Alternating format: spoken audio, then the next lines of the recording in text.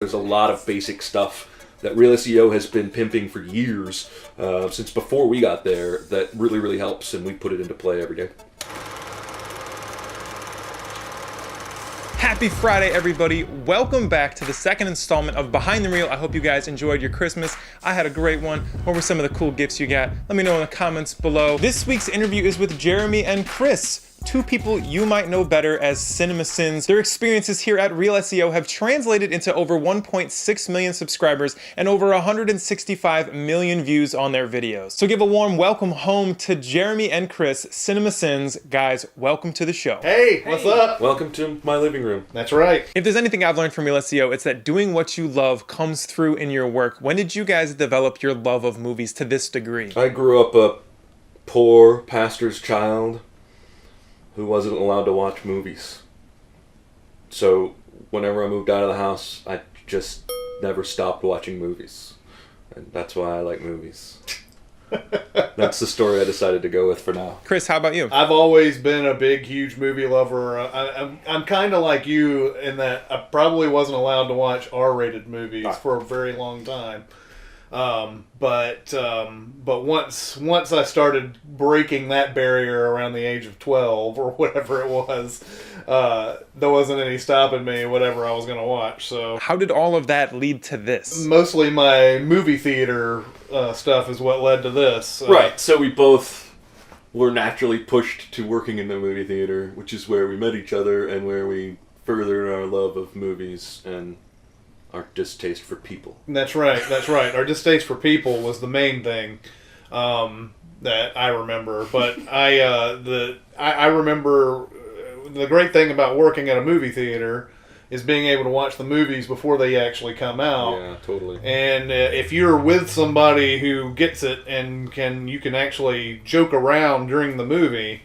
There were many Mystery Science Theater sessions that happened while we watched movies back in the day, and that was probably the very early genesis of it. What's the first movie that comes to mind when you think about making fun of movies together in a theater? Like, I can remember specific movies that we watched that we would make fun of. Yes, Save the Last Dance is the big one.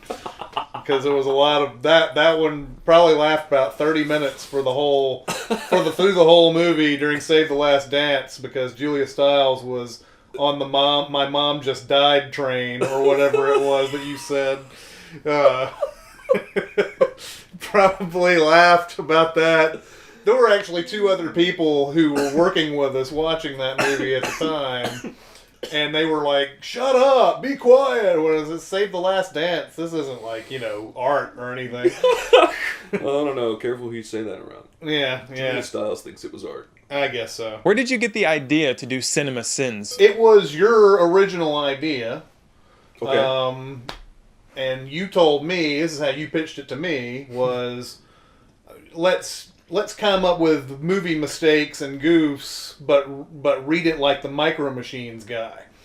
And the Micro Machines guy, I mean, if you don't remember, or you're not old enough to remember the Micro Machines guy, he's a guy who spoke incredibly fast, almost like those legal disclaimers at the end of radio commercials. That's how fast the guy was talking on the Micro Machines things.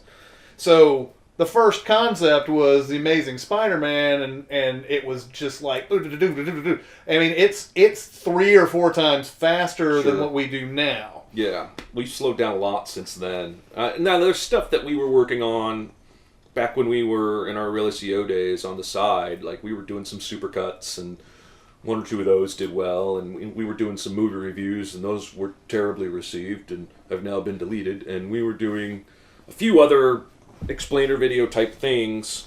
I'm covered in cat hair. And I think if you look back, it's pretty obvious that everything we did was leading to this. But it wasn't obvious at the time. It was just sort of trial and error until one of these ideas through our experience happened to hit. Most people don't realize the amount of work and effort that goes into making YouTube videos. When did it start taking up all of your time? In a couple of months, it was all I was doing. I had let go of all my clients, and then 3 or 4 months after that, we were doing well enough that Chris was able to quit his jobs, and we were able to double production and keep going. With a channel your size, you really get the full flavor of YouTube comments. What are some of the best and some of the worst? We get plenty of negative comments. Finally reached a point where we're able to read those and not take them too seriously. In the beginning, it was hard to tell the fanboys who were knee-jerk reacting to the fact that we were ripping on the Avengers from the general YouTube viewer who may or may not like us. But we've sort of established at this point there is at least an audience for what we're doing. Every video gets, this isn't funny, you guys are just nitpicking, all these are basically just jokes, if you read the book, there's a lot of standard. Yeah. My favorite all-time criticism was actually an email to us, and it was about my voice, and it was 3 paragraphs long, and it was the most polite criticism I've ever read, but it was so long. Like, he was so intent on telling me over and over again, politely, how much he did not like the sound of my voice. And he even allowed that I would probably not like the sound of his voice if we ever met, but that would probably never happen, he said. I think my favorite positive comment was a guy who on the first video hated our guts and made a 17-minute video piece by piece tearing down our video and how wrong we were, argument by argument. And several weeks later, the same guy returned and left a comment, something along the lines of, "Hey, I'm the guy that made that video about how wrong you were, but now I realize that it's just a joke, and I love you guys, and I watch every one." And that isn't my favorite because, I don't want that to sound cocky. I love the idea that somebody started out not getting what we were doing and hating it, but over time realized, oh, they're not being serious, and that allowed him to completely change his view of what we were doing. How much of the success of the channel is in part due to things you learned from ReelSEO.com? Nothing. No, I'm just kidding. I would say huge amounts, right? Yeah. Before I left ReelSEO, I wrote an article saying everything I learned from ReelSEO. I actually didn't know anything about video when I started writing, and if you wanted to see, Mark knows. Well, Mark knows, but Mark's readers might not know. Yeah, well, they can cut this out if they don't want it. Almost everything that we do has had an article written about it at some point, either by you or me or whoever else might be on the site. Certainly, we would be idiots and assholes if we didn't credit our time at ReelSEO for not only making us want to do videos, in and of itself. I wrote about so many fun people who were doing fun things. I just got the bug myself. But then we wrote about so many different SEO tactics and promotional tactics and just general marketing video stuff that I think we came in a little more informed than the average person who just says, I'm going to start a YouTube channel.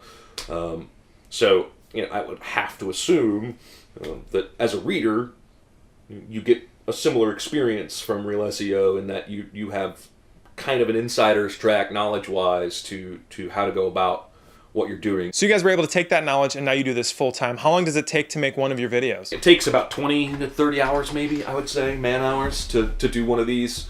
It depends on the movie, depends on how many sins we find. Obviously, all kinds of factors can make it take longer. In the beginning, I think we watched more than we do now because we've sort of learned our own craft, if you will, to the point where if we're really familiar with a movie when we go in, like Back to the Future or Titanic, we don't have to watch it 6 times to find mistakes. We've already watched and enjoyed it, and we can just start from a nitpicking standpoint. But if it's a movie we've never seen, like when we did Premium Rush, which I had never seen, then I need to watch it 2 or 3 times. I need to sort of watch and absorb, and I can't really get into nitpicking mode, until I've seen it 2 or 3 times.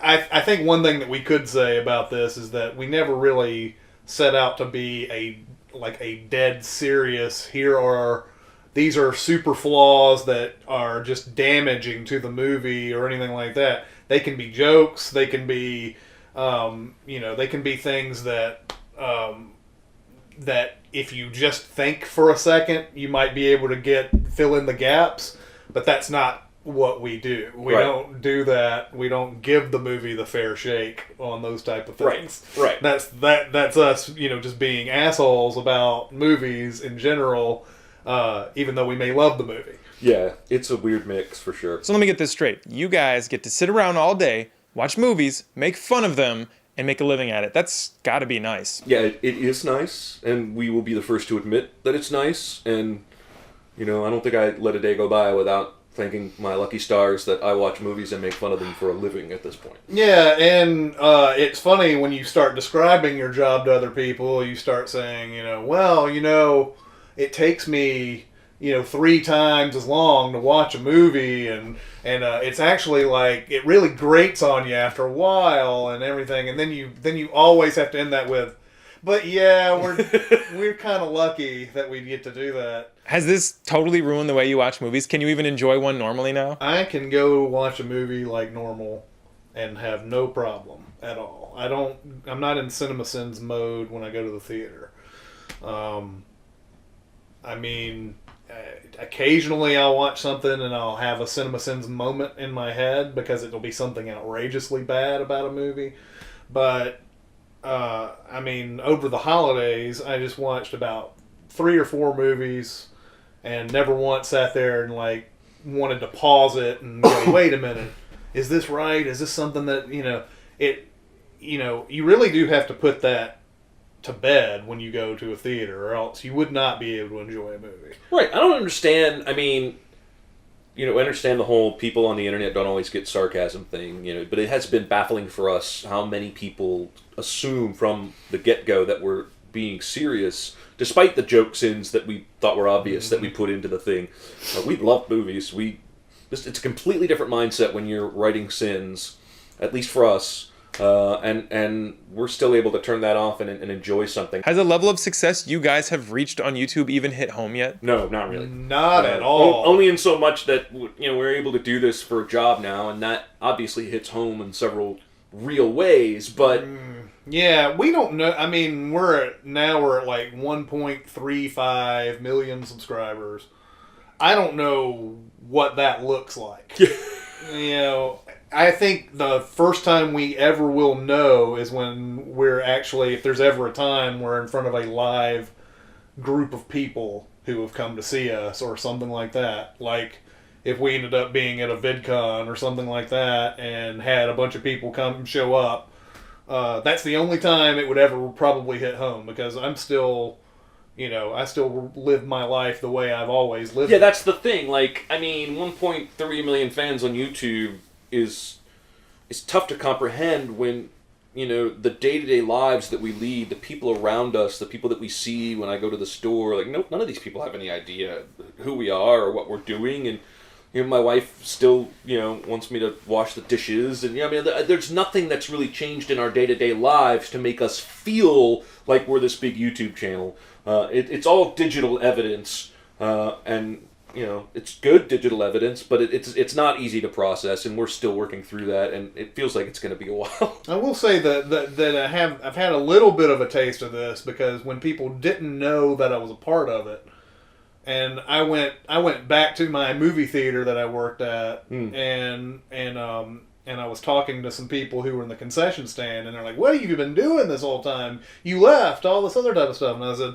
"Well, I'm part of this YouTube channel called CinemaSins." And they're like, "You're a part of that?" Like, people you ran into that have seen the videos that you never told about it or anything, that's probably the most fun aspect is when you're is when you run into somebody who has no idea that you are a part of it, and you say, "Well, I do this and that." And, "Oh yeah, I've seen those videos," or whatever. That blows my mind. I was Skype chatting with a friend of mine, and this was 7 or 8 weeks in, and we were at, I don't know, 20 or 30,000 subscribers and starting to take off at that point. And I said, "Listen, man, I want to tell you something I've been working on." And this is a guy I went to college with, and he was like, "Okay." And I was like, "I started doing these YouTube videos where we make fun of movies, but it's really intentionally assholey." And he was like, "Oh, sort of like those everything wrong with videos?" And I was like, "Yeah, no, that's me." And he was like, "What?" And this is a guy I did radio with, I talked to regularly enough that I'm really surprised he didn't catch my voice. But that's the closest I've had to that kind of a moment. If there's one thing you wanted to leave the viewers with, what would you say is the biggest factor to your success? Number one is, after that first video, there's never been a stoppage in videos. We've done one every week, and sometimes 2 and sometimes 3 in a week. The fact that you can just keep on giving people if you have sort of a following off that first video, and then you just keep giving them that same content week after week after week, then they know to come. They know that you're not a channel that's just going to sit there and lie dormant for a month. Some of these channels spring up and they come out with some great video and they say subscribe and all that, and they get a bunch of people excited. And then it's a month later, and people are like, "Oh yeah, I remember them. They had one good video." And then maybe their second video isn't as good, and they lose their audience completely. We sort of stuck to a formula right off the bat, even though we had ideas for maybe changing it up a bit early on. But we just decided, let's just keep it the same all the way through. And that's worked well, and the fact that we've just kept coming out with one every single week. Never one bit of rest, one bit at a time. You say that like you're bitter. No, I'm just kidding. Never one bit of rest. No. I mean, obviously, what we're doing here is watching movies and critiquing, writing jokes about them and things like that. We're not really working or really Right. I mean, the editing process and all these things, these can be mental grinds or whatever. I'm not out laying brick or anything like that. But we never had one week where we just said, let's just not come out with a video. And I think people respond to that, is they know you're going to have something every week for them. That's all the questions we have time for today. Do you guys have anything else you'd like to add before we go? What kind of shoddy operation are they running at ReelSEO these days? Seriously. I mean, we left it a certain way, and now it's this, and I feel like our legacy has been tarnished because of it. Also, every time we try and get out, they pull us back in. They pull us back in, We- exactly. We don't work there anymore, and yet we're doing this video to give them some great content. That's right. It's as meta of a world as you can possibly get into at this point. How did they even go with Rhett and Link before us? I don't know. I mean, really, we should have been number one first. Just because the inside connection. Just because of the inside I connection. have no inside connection with Rhett and Link. No, they don't. They don't. And, I mean, Rhett and Link, what have they done for us lately? Nothing. So, that's what I think. And if you have yet to see the Rhett and Link interview, you can click a link right here. It'll take you to go check it out. It's a really good one. I'm sure you'll like it more than these guys. Well, that's all I've got time for this week. Thank you guys so much for joining me once again. Remember to tune back in every Friday around noon Eastern, 9 Pacific for a new episode of Behind the Reel. If you have somebody you'd like to see on the show, drop their names in the comments below. And if you liked what you saw, support it, share us around. It helps a lot. I hope you guys have a great weekend, and I'll see you next Friday.